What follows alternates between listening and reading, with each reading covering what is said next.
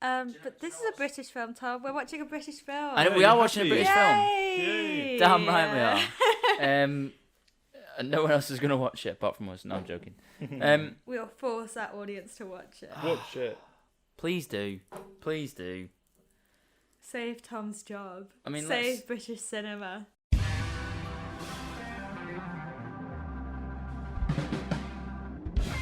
Welcome to the Legless Tripod. My name is Ben, and this is Elspeth and Tom. And together, we make the Legless Tripod, and we're going to do a Legless Tripod podcast for you today. The time is 8:40, way past PM, way past all our bedtimes. But we're staying up just to produce this quality content for you. So please follow us on Spotify or whatever you're watching us on. Forget about Instagram. Today, we watched a film called Limbo. Tom, can you tell us a little bit about the old Limbo? Limbo is a fantastic film. I watched it in the cinema on release day with a Q&A with the director and the lead actor. Very nice. Unawares to myself. But yeah, it's a fantastic film. It's about refugees in Scotland, asylum seekers. They're not yet registered in the country, or they don't know if they've got citizenship. I don't know how it works. Yeah. That's not what the film's about. Kind of it. Well, I mean, it is a bit, yeah. But it shows the struggles in Scotland and the protagonist's personal battle with his own mental. God, how am I putting this? Like he's got an instrument that he really, really wants to play. It's kind of making. It's getting over the kind of detachment that he's had from his family, leaving them behind, and trying to kind of get back onto his feet in this completely new place while waiting upon confirmation that is uncertain. Yeah. I kind of saw it as like his old life and looking back at his old life and whether you'd miss it. And obviously if you're stuck in a remote island in Scotland and knowing if you're going to be sent back to your own country, there's a lot of like talk in the film as whether, talk about how it's depicted about whether it was worth it. And I see the instrument as kind of a thing for that. But it's a really heartwarming film. I enjoyed it. Yeah, I think the use of the ode is like a good way of, because he was so hesitant with it, and as soon as he starts to play, when he lets go right at the end, when we see him play his instrument again, that is him letting go of the past in a way. That is him accepting this new life and kind of making movements, getting back on his feet. No, it is a fantastic film. I really, really like it. Mm-hmm. It's definitely one you can't watch this and without subtitles. That certainly helps. Yes. Fun fact: Elspeth managed to watch a version of this film without subtitles when they're speaking in Arabic, a foreign language. Yeah, so normally when you watch films which are bilingual, if you're living in England, they'll give you subtitles for the languages that aren't English. And Elspeth managed to find a version which didn't have any at all. Yeah, so, and also there's one scene which is like the most heartwarming scene of the movie, in which it's like really important, really crucial, like the pivotal moment, probably like the emotional climax. Yeah, we can talk about what happens. But all in Arabic. Yeah. Didn't have subtitles. Originally, there's multiple phone calls that happen. Also, a lot of dramatic and sad moments. No subtitles. Yeah. But I still rated this film 5 stars. So if that doesn't mean you should watch it. You pretty much missed all of his emotional story. No, I just still watched got the rest of it. I'm sure you could understand the emotions. Somewhat. But yeah. And I rated it 5 stars. So that just shows how good it is. 5 stars out of. You definitely need to rewatch it. Yeah, because I watched it in the cinema, and I Stop flexing on us, Tom. We I'm sorry, it's a pivotal part of my story. Like I spotted this film a little while ago. Mubi teased it. They gave us a little where the woman goes past on a electric scooter, a Mhm. mobility scooter rather, Yeah. not one of them ones you find in London. When she went past and it said refugees and then the refugees welcome, and there was like a little bit of graffiti and it says not. Like that set up the tone of the film, it set up the comedy, it set up kind of everything just in one 5-second clip. I would say it's interesting because it's like kind of social realism, but it's also very comedic in like a weird, slightly absurdist, but not too much way, in like a realistic and very authentic way. I think it's really heartwarming, and the comedy was another bit. Like it was really up my street. I really enjoyed it. One joke that I really liked was the free range egg joke, Yes. Oh yeah. which is Like like range egg. yeah. What's a range egg? I don't really know why I found it so funny. Well, it is a funny joke. What do you going on from that? What do you think like was your favorite aspects of the film? Definitely the comedic tone and the cinematography. Cinematography was beautiful. Yeah, it was The really good. lighting was amazing. But it's so in this film. natural. Yeah. I'm not gonna give my rant just yet. What, your cinematography rant? Yeah, it's coming. Okay. Spoilers. It's bubbling up. Bubbling up. All right. It's slowly bubbling up in Tom. It will get to the point where it's like he's just like aching to say it. Piss off.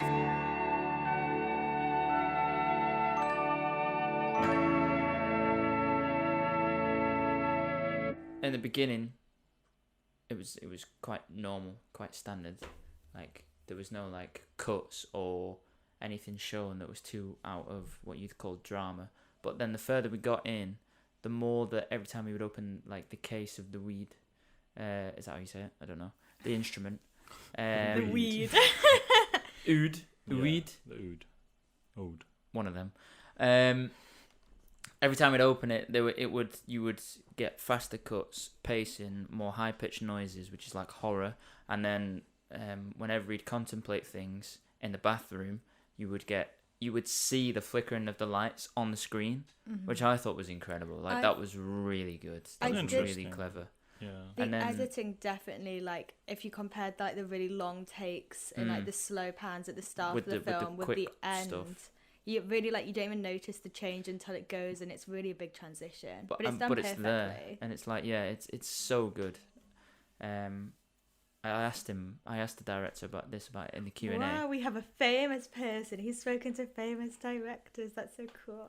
Was that clever? No, Did you it was like a that? compliment. I'm joking.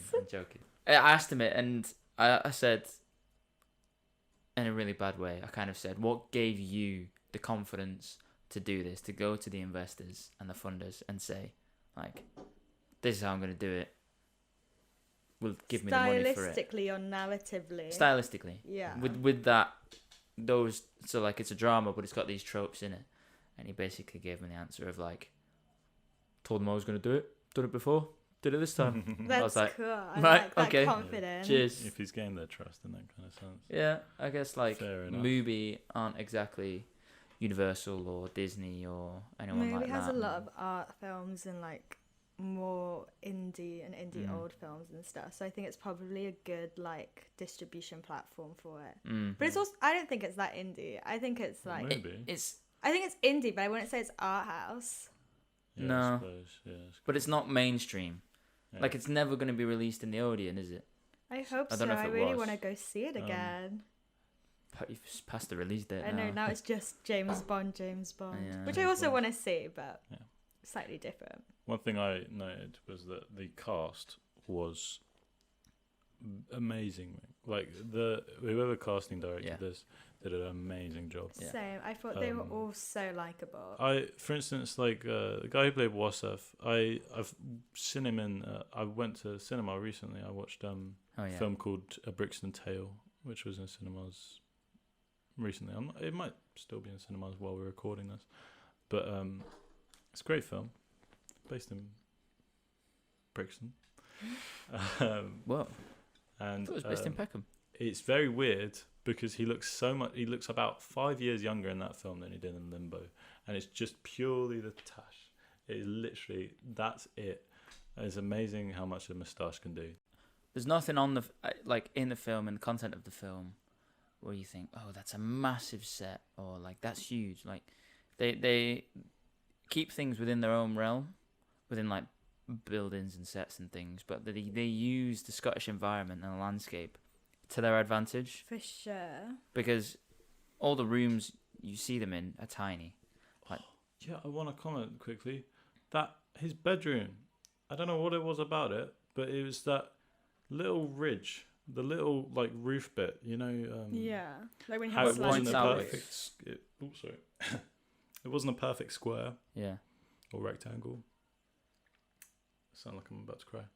I find it that emotional. It wasn't a perfect like rectangle, and for some reason, that just made it feel so different. It was probably more don't know how to explain it. claustrophobic. Yeah, Like but more claustrophobic and also more like kind of quaint and also more like a childhood bedroom. And it did Yes. feel like he was a bit like treated like it like condescendingly. it reminded me of like I don't know. This is a weird anecdote, but it reminded me of my grandparents' farmhouse for some reason. Even though I'm not even sure if they had that kind of little ridge there, but it felt very old. Like the set design, like especially in the living room, like there's no decorations, like it's Yeah. not somewhere you want to live. Like the place ends up like looking like shit and falling down. You wouldn't want to live there. Yeah, Limbo was like the perfect title for this film. I yeah. don't think anyone could have picked a better title. I'm it awful at titles, so it Limbo just is really was, good. like, bent.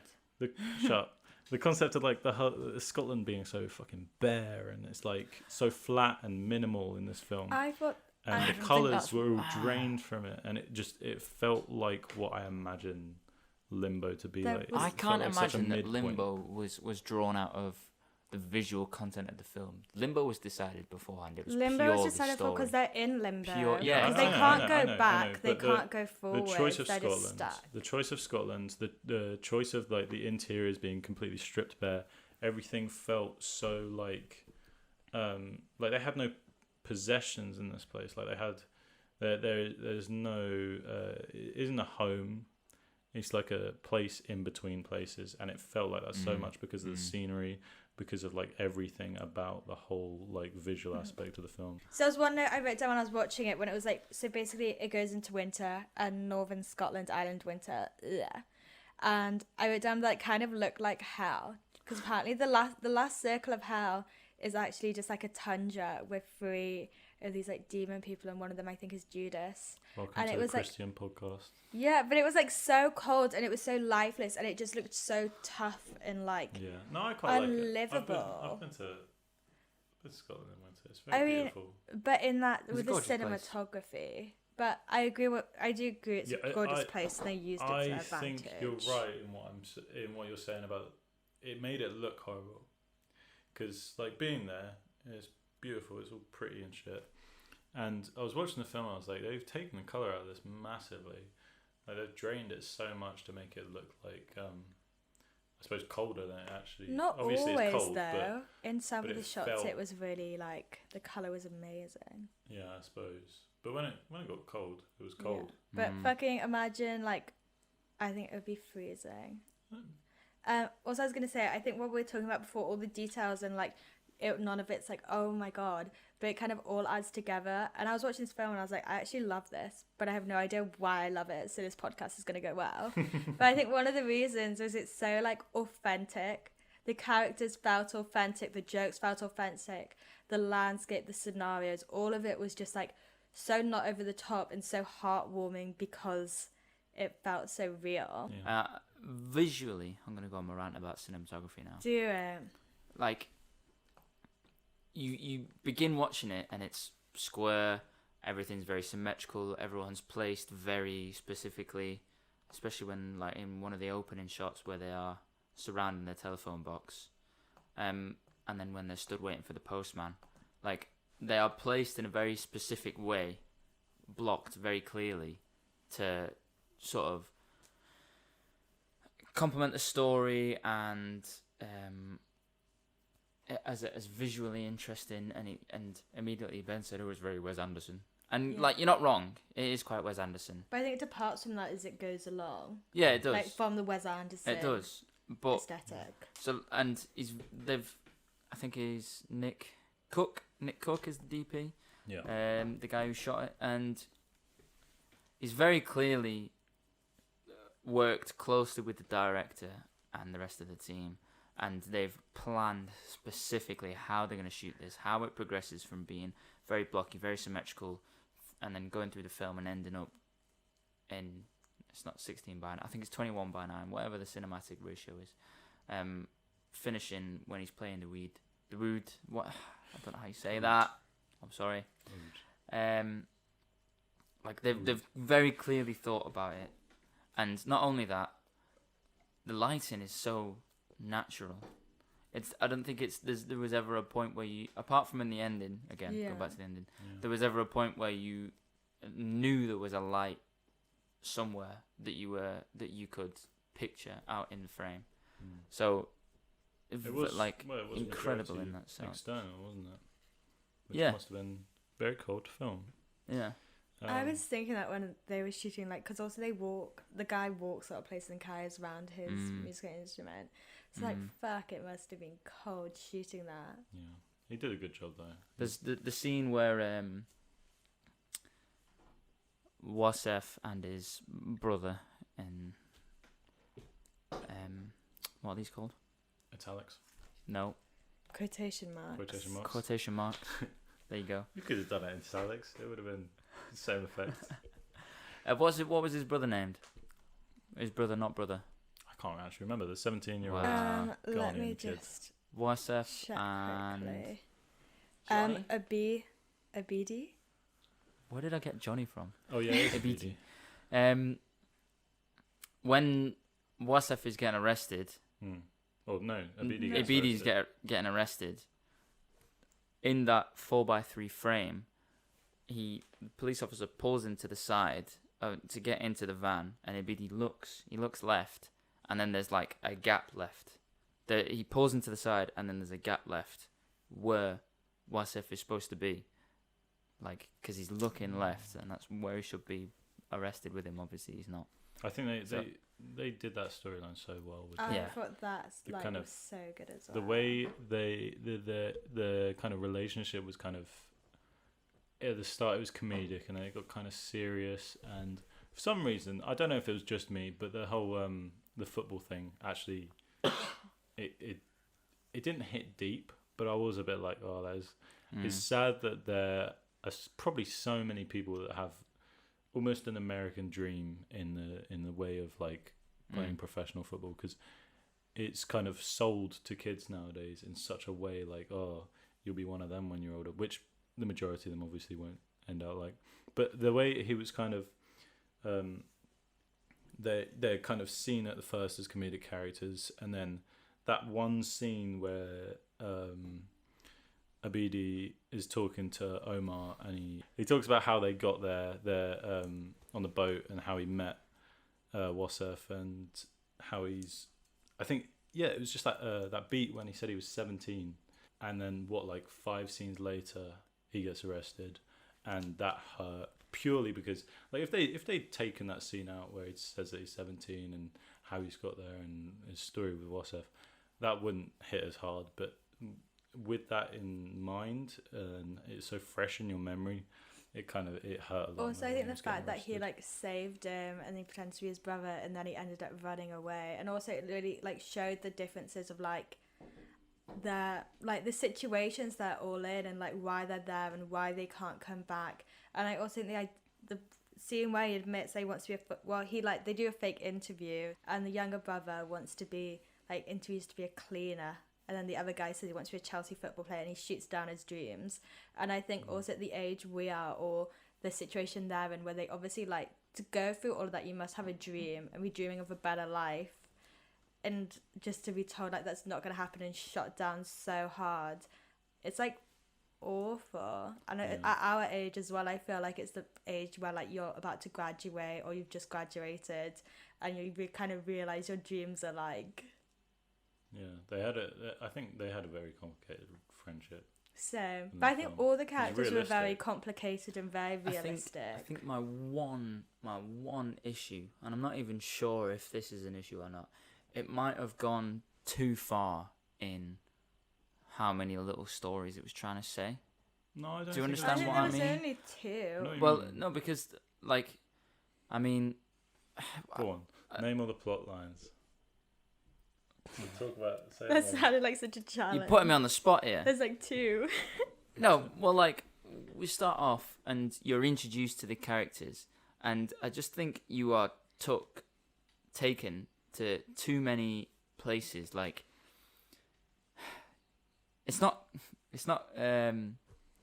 Kingsman, don't get me wrong. But, like, it takes us, I mean, you go to, I don't know. I can't express my words enough, but I just feel like it goes too many places. It tries to tell us too many things. That's not a real, like, it's not my big issue with it, but that if I have one negative thing to say about it, that would be it. That it might take us too many different places, too many different plot lines, and a touch too long for what it is. I don't know. I think the purpose of Abidi and Wassef's stories was to show the darker side of asylum seeking, because like if you take them out of the plot, like it's not actually, Fahad and Omar, their stories are somewhat sad in a retrospective sense. They're looking back on their past lives and whatnot, or at least Omar is. But like, it had to show like multiple sides. It couldn't have just shown like one strict story, because I feel like, it's not like I suppose they didn't want to. It wouldn't have necessarily been glorifying, but it would have been showing it as a lot more of an easier thing, or a light-hearted thing in comparison, because it needed those characters to show like the darker side of asylum seeking, and like how it's not all fun and games, really. It was a reality seeking, check. That's fun and games. It was a reality check. It was definitely a reality. You needed moment. a multi-layered. We needed more than one story, because there are. Yeah, no, we definitely did. We definitely did. I was thinking this before I watched it, and then we watched it again, and then I'm thinking it now. Do you have any other big gripes with the film, or any other like things that you think could have worked better? I'm more annoyed that this will never hit a mainstream audience. Like, are we too? Are we indie? But like, that's a genuine question, because I adore this film, and I think as soon as I say to my parents, "Oh, you should watch this," they're gonna be like, "Oh, it was a load of shit." So previously on this show, you've heard 5 reasons to watch Alien if you're not into horror, and today, for you, I have 5 reasons to watch Limbo if you voted Brexit. Oh god. Number 1. No, I have none. They're not worth convincing. Brexiteers, if you're listening. Wait. You're not actually gonna what? You're not gonna list 5. I thought you were gonna list 5. This is like my game round. Okay, it has Scottish people in it. It has Scottish. That's not gonna help, is it? That's not gonna help. The Scottish wants to be independent anyway, so it'll probably just anger them. Exactly. No. It has free-range chickens. I'm sure we like free range if we want to be free range from the British EU. agriculture, free range chickens. Yeah. But it's good, so they probably Scottish countryside in it. Scotland. Well, I can't work out what's going on in all these Brexiteers' heads. So. Right then. It's games round. Oh. Ooh, this week we have a new game. Ooh. It's the film set take on Would I Lie to You? So I will present to Ben and Elspeth a scenario, and they have to decide whether it was real or fictional. Okay. You can ask questions. That's it. You can ask questions. So how many questions are we allowed to ask each? I don't know. Okay. I'm gonna give Until you. we feel I'm comfortable. gonna give you a limited amount of time. Okay. To ask questions, and then you need to decide between yourselves whether it's truth or a lie. Between ourselves, like Together. Separately. Okay. Oh, okay. Well, because you don't have teams. In our minds. Podcast is not that popular. We don't have guests. Okay. All right. To be fair, people keep asking to be a guest. Yeah, but they're not famous. Tom's friends with loads of famous people. Did you not hear him? He went to the Q&A. All right, whatever. Come on, let's do the game.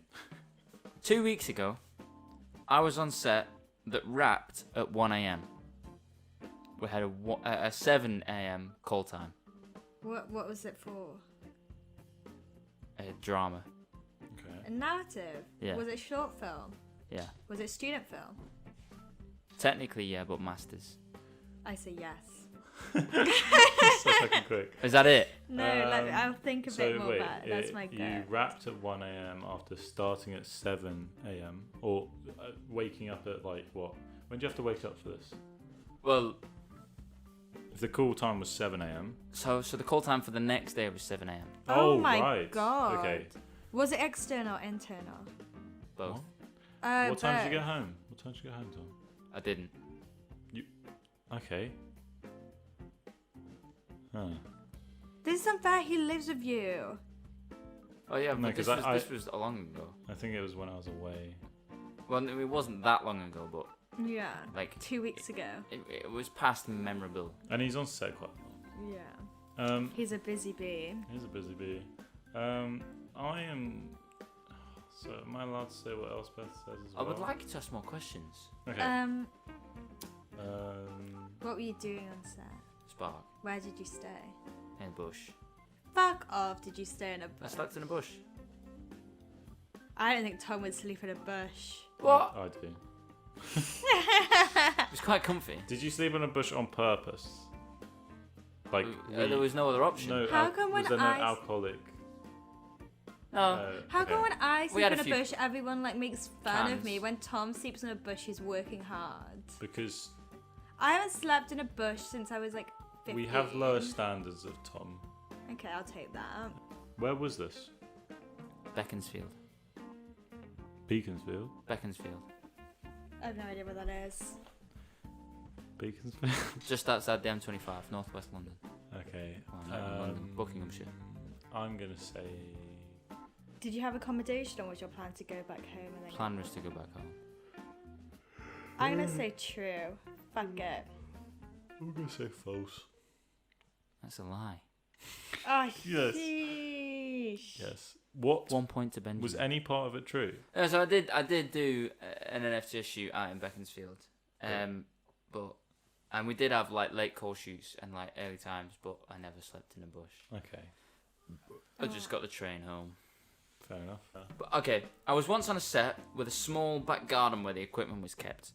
The gate was a door inside a larger gate. I was rushing around.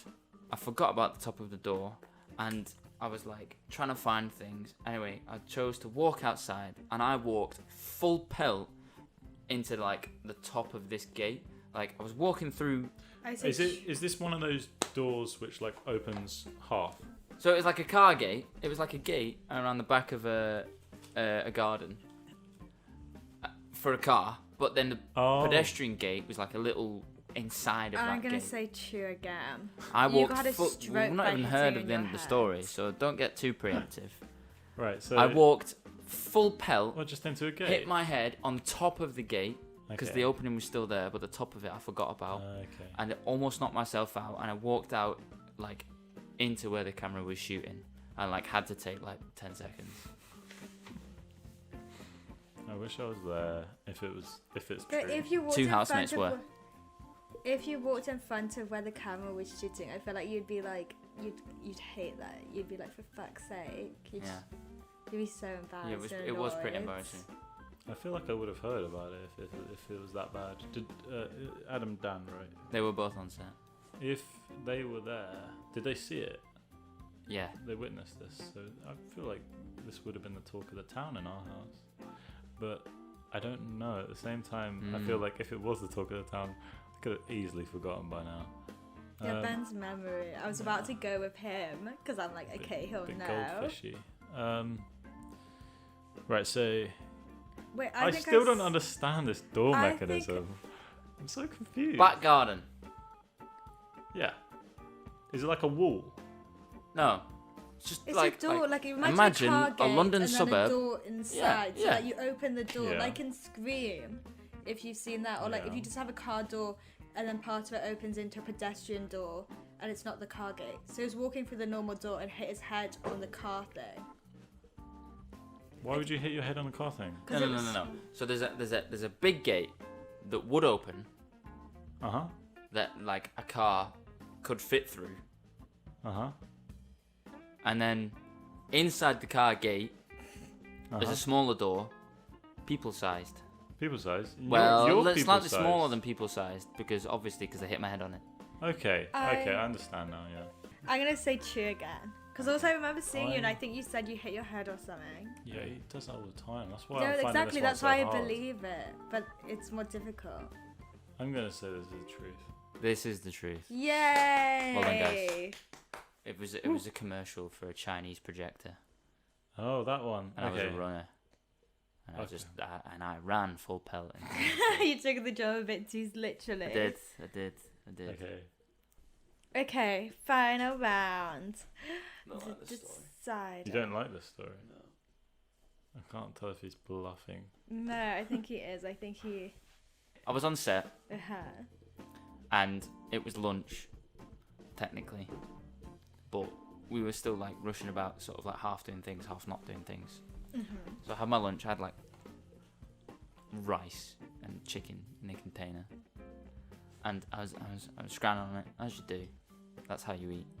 And all of a sudden, the gaffer says like, we need to do this. It starts, and I, new to set, just like put it down on this like trolley somewhere, and then like ran off and was like, right, what's to do?